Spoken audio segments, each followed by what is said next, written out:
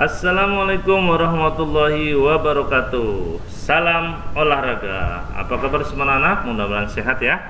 Alhamdulillah, kita berjumpa kembali dalam pelajaran PJOK, yaitu masih di pelajaran 2, yaitu kombinasi gerak dasar lokomotor, non lokomotor dan manipulatif dalam permainan bola rondes.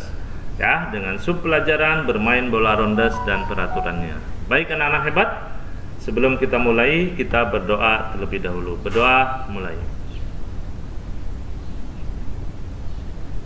Berdoa selesai.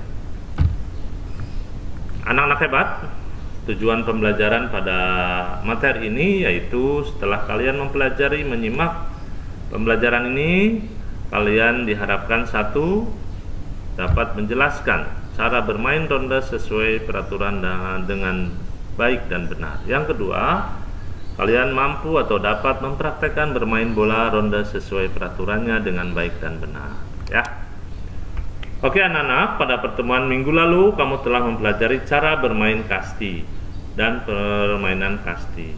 Nah, pada pertemuan ini kita akan mempelajari bermain bola rondes dengan peraturan yang baku. Baik anak-anak, jadi ada beberapa persamaan yaitu permainan bola kasti dan permainan bola rondes. Yang pertama mengenai teknik dasar. Teknik dasar dalam permainan bola kasti itu sama dengan permainan bola rondes, yaitu ada namanya melempar lambung, melempar mendatar, dan melempar menyusur tanah. Yang kedua menangkap, sama. Dan yang ketiga adalah memukul, ya sama seperti di permainan kasti. Dan yang keempat itu ada namanya teknik dasar berlari. Ya, nanti kita akan bahas ya. Oke, yang akan kita bahas adalah perbedaan dan permainan rondes. Ya, oke. Yang pertama bola. Bola terbuat dari karet dengan bagian dalam terbuat dari serabut kelapa dengan berat 80-100. Kelilingnya kurang lebih 19-22 cm, lebih besar dan lebih berat dari bola yang digunakan dalam permainan kasti. Itu mengenai bola. Yang kedua lapangan. Lapangan rondes berbentuk segi 5 seperti ini ya. Ya, seperti ini ya teman-teman. Oke. Nah, ini panjangnya 15. Ini ada base 1, base 2, base 3, base 4, base 5 ya. Sedangkan permainan kasti berbentuk persegi panjang. Kalian sudah paham, sudah mengerti ya. Di pertemuan sebelumnya sudah disampaikan. Oke, base yang tadi Bapak sampaikan. Dalam rondes tidak mengenal tiang hinggap seperti halnya kasti, akan tetapi menggunakan base atau papan injak yang berjumlah 5 buah. Base bisa dibuat dari papan kayu, kaset atau bahan sejenis yang digunakan untuk lantai dengan ukuran 40 x 40 cm untuk setiap base-nya dan 40 x 80 cm untuk bowler atau pelempar bola. Yang berikutnya adalah wasit. Ada hal yang berbeda yang dilakukan wasit rondes yang tidak dilakukan wasit pada kasti atau keepers ya. Yang pertama, wasit berteriak strike jika pukulan benar atau lemparan bowler benar ya, strike, ingat ya. Yang kedua, wasit berteriak ball jika lemparan bowler atau salah atau pemukul tidak memukul. Nah, itu tugas seorang wasit. Yang ketiga, tugas wasit, setiap bola dilempar wasit harus selalu berteriak sesuai kriteria di atas, strike dan ball. Dan yang keempat, jika sebanyak 5 kali bola melakukan kesalahan pada lemparan atau pemukul tidak memukul atau dengan kata lain terjadi ball, maka wasit berteriak free walk pada pemukul yang berarti pemukul bebas berjalan pada base pertama ya. Ini kamu perhatikan gambarnya, ini adalah pukulan atau lemparan strike seperti ini, yaitu benar. Sementara ini ball, lemparan dan pemukul tidak kena. Lemparan bisa lambung atau nyusur tanah, itu tidak benar. Harus di atas lutut dan sedada ya, seperti ini ya, di bawah dagu. Ini pukulannya benar ya.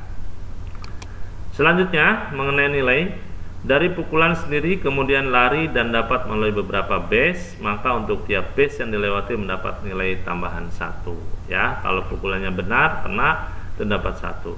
Seorang pemukul bila dapat kembali ke ruang bebas dan selama dalam perjalanan tidak membuat mati dapat nilai 1 ya, kalau bisa kembali ke ruang bebas.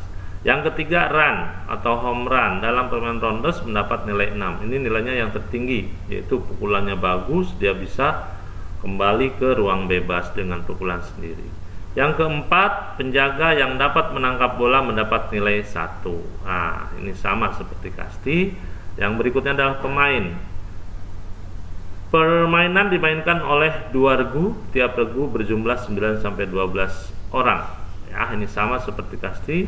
Lama permainan ditentukan oleh inning, 1 kali menjadi regu pemukul dan 1 kali menjadi regu penjaga. Ini perbedaannya ini. 3. Pergantian tempat terjadi 6 kali mati, terjadi 5 kali bola tangkap. Ya, udah jelas ya. Oke, kalian baca lagi, perhatikan lagi. Untuk selanjutnya adalah waktu permainan. Aturan waktu pada rondes tidak seperti pada kasti yang menggunakan waktu. Di dalam rondes mereka menggunakan inning untuk menentukannya. Jumlah inning dalam setiap pertandingan antara 3 sampai 6 inning, di mana satu inningnya terdiri dari 1 kali jaga dan 1 kali pukul atau setiap regunya. Ya, udah jelas ya. Jadi yang menentukan pergantian itu inning. Oke, berikutnya regu pemukul. Pemukul berada di ruang bebas. Urutan pemukul ditentukan dengan nomor urut dari 1 sampai 12. Tiap pemukul diberi kesempatan 3 kali memukul, tetapi bila pukulannya pertama atau kedua baik atau benar, maka pemukul harus lari ke base pertama dan seterusnya. Kalau di kasti, pemainnya dikasih kesempatan 1 kali, kecuali yang pemukul terakhir. Yang berikutnya adalah pemukul atau pelari pertama tidak boleh didahului oleh pelari kedua, pemukul kedua tidak boleh didahului oleh pemukul ketiga, dan seterusnya. Yang berikutnya, pemukul harus lari jika pukulannya baik atau setelah pukulan ketiga, meskipun pukulan yang ketiga tidak kena. Ya, ini udah jelas ya. Oke, kita lanjut ke ruang regu penjaga. Regu penjaga berjumlah 4 orang, dari penjaga mengambil tempat di base 1, 2, 3, dan 4. Nah, 1 orang sebagai pelambung, 1 orang lagi menjaga bagian belakang pemukul. Penjaga ini bertugas menangkap bola yang dilambungkan pelambung dan menangkap sebagai penjaga base. 5. Setiap penjaga base boleh mematikan setiap pelari. Beberapa pelari penjaga lainnya mengambil tempat di lapangan. Ya, nah, ini yang seperti di sini. Oke, ini ada base-nya 1, 1, 2, 3, 4, 5. Ini adalah pelambung, ini penjaganya dan sebagainya. Ya, oke, anak-anak. Itu penjelasan atau penyampaian materi dari pertemuan hari ini. Nah, nanti kalian kalau belum paham atau belum mengerti bisa kembali melihat atau menyimak video di atas ya. Oke, untuk itu kalian kerjakan tugas LKPD-nya ya, seperti biasa. Itu ada, kalian harus tulis di buku tulis kalian. Yang pertama adalah gambarkan bentuk lapangan rondes.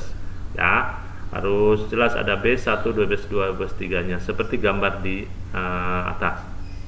Yang kedua, jelaskan apa itu lemparan strike dan ball dalam permainan rondes ya, jelas ya. Yang ketiga, perhatikan gerakan melempar bola rondes, melambung, mendatar, menyusur ke dinding atau berpasangan masing-masing sebanyak 10 kali. Ya, ini tekniknya dasarnya sama permainan kasti.